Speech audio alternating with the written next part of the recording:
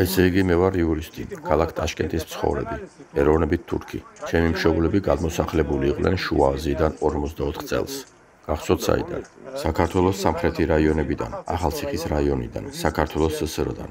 ასე 4-5 ათწლეულის მანძილზე ჩვენი ხალხი შუა აზიის რესპუბლიკაში მოკლებულია თავის ელემენტარულ კონსტიტუციურ უფლებებს. მათ არ შეუძლიათ განახორციელონ თავიანთი უფლებები სოციალურ განვითარებაში, პოლიტიკურ განვითარებაში. ასევე არ შეუძლიათ გადაწყვიტონ თავიანთი ერნობრივი პრობლემები. არიან თავიანთი ეროვნული იერის დაკარგვის ზღვარზე. ამიტომ მიგვაჩნია, რომ იქნებოდა ძალიან გონივრული, გამოვლენილიყო ჰუმანურობა საქართველოს მთავრობის, ქართველი ხალხის მხრიდან, რომ მათ შემხედრე ნაბიჯი გადადგან, რათა მიიღონ ჩვენი ხალხი, დაასახლონ მთელ საქართველოში და რა თქმა უნდა, მშობლიურ ადგილებში, დასახლების უფლების მიცემით.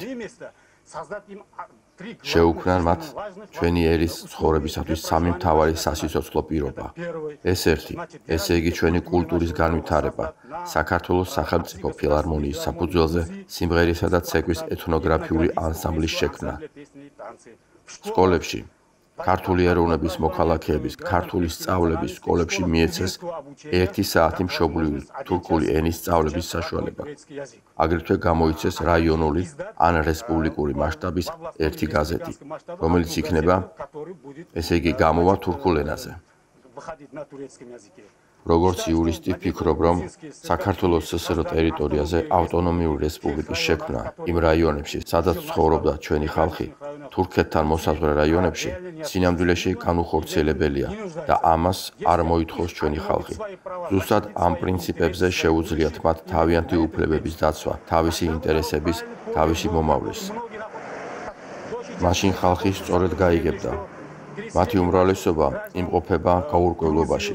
საქართველოში ჩვენი მოსახლეობის ჩასახლების შემთხვევაში მათ თავს მოხვეული ექნებათ ქართული გვარი, ეროვნება. მათ მოუწევთ საუბარი მხოლოდ ქართულ ენაზე. თანდათან გაქრებიან და ასიმილირდებიან. ეს აფრთხობს ინტელიგენციის ძირითად მასას. თანდათან ეს დადის უბრალო ხალხის შეგნებამდეც.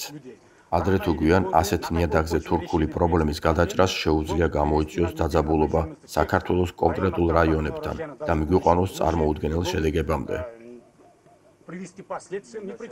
ამიტომ ჩვენ საერთოდ თურქები ვთვლით, რომ ქართველები არიან ჩვენი ძმები, მეგობრები.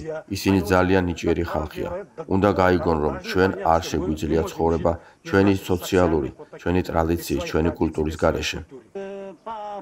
საუბრების შედეგების მიხედვით ჩვენ დავასკვენით, ჩვენი ერის ძირითადი მასა სრულად იზიარებს, რომ მათ შეინარჩუნონ ეროვნული ღირებულებები. იყვნენ თურქები. მათ მიეცეთ საშუალება განავითარონ თავიანთი კულტურა. არის ნაწილი, რომელიც გაუცნობიერებელია. დღევანდელ დღეს, თუ ისინი სტიქიურად ამას არ ითხოვენ, შექმნილი პირობებიდან გამომდინარე, ოღონდაც გადასახლდნენ თურქეთში, მაგრამ მათ სულში, ღრმად სისხლში, უკაცრავად საქართველოში, მათში ეს საკითხი დგას. ეს საკითხი წამოიწევს საქართველოში ჩასვლისას. წამოიწევა და თქვენ ნახეთ იქ ხასიათს მიიღებს. ამიტომ ჯერ ამ საკითხს უნდა გადაწყვეტა. შემდეგ იქნება სწორი გადასახლება. ერთი შეკითხვა, თქვენ წარმოადგენთ პირად აზრს თუ ადამიანთა რაღაც ჯგუფის? წარმოადგენთ ტაშკენტში მცხოვრები ინტელიგენციის აზრს. ჩვენ გვაქვს გარკვეული ჯგუფი მთელ რესპუბლიკაში. ჩვენ გვაქვს მიმართვები სახელმწიფო ორგანოებში.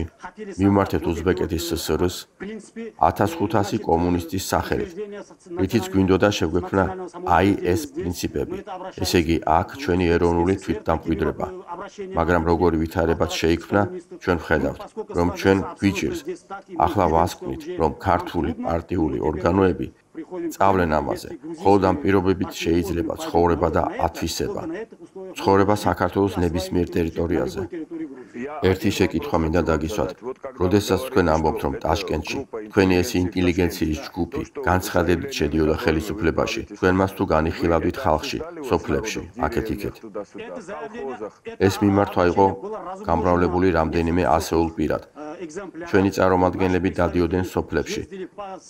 მათი ხელმოწერები დღემდე ჩემთან არის. რით განსხვავდება თქვენი სარვაროვისაგან? სარვაროის პოზიცია, სარვაროი ხანგრძლივი დროის მანძილზე ისინი სვავდნენ საკითხს, ესე იგი, საქართველოს ტერიტორიაზე ავტონომიის შექმნაზე. უпростоრად იმ ტერიტორიებზე, ჩვენ რაიონებში, სადაც ჩვენები ცხოვრობდნენ. შემდეგ მომდევნო წლებში, როდესაც ისინი დარწმუნდნენ, რომ ეს არარეალურია, ახლა ისინი გადავიდნენ იმ პოზიციაზე. ავტონომია რომს არ მოგცენ, ჩვენ მოგცენ ეს რაიონები. ის ადამიანები, ვინც ამბობს, რომ მათი მშობლები იყვნენ ქართველები, ისინი იმყოფებიან, ისინი მცირე რიცხოვანი არიან. ჩვენ შეგვიძლია დავრწმუნდეთ, გამომდინარე იქედან, რომ მათ უნდათ როგორმე დაბრუნდნენ სისხლისეულ მიწებზე და ხედავდნენ თავიანთი მშობლების საფლავებს. ისინი არ უწევენ ანგარიშს თავიანთ ნათქვამს და გამოთქვამენ ასეთ უპასუხისმგებლო აზრებს. მე ვფიქრობ, რომ ქართველმა ერმა სწორად უნდა შეაფასოს. ბოლო-ბოლო მათ ქართველები არასდროს გაუსახლებიათ საქართველოდან. თქვენ ასე ფიქრობთ? დიახ. რა გვარის ბრძანდებით? გვარი ჩემი არის აბასოვ ისმაილ, მამის გილავარ. ისინი საწყისიდანვე თურქეთიდან და არავითარი აქ. მე რომ დღეს ვთქვა, დღეს ქართველი ვარ, მოვედი თქვენთან.